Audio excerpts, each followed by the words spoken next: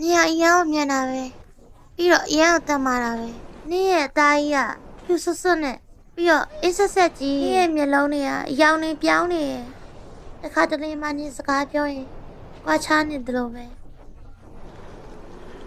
နင်ဘာမှစားလည်းမစားဘူးတောင်းလည်းမတောင်းဘူးနေကင်းမဲ့တွေလည်းပြင်မသွားဘူး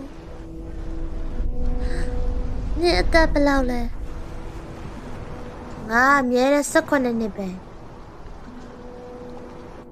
ဘယ်ချိန်ထိ18နှစ်ဖြစ်နေမှလဲအချိန်တိုင်းပဲ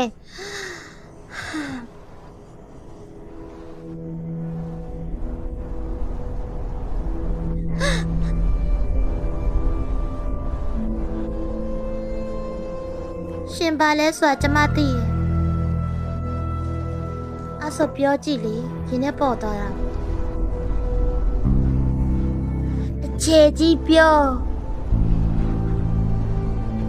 လေ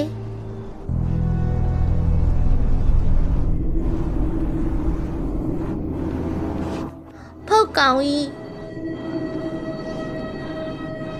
နေကြောက်လား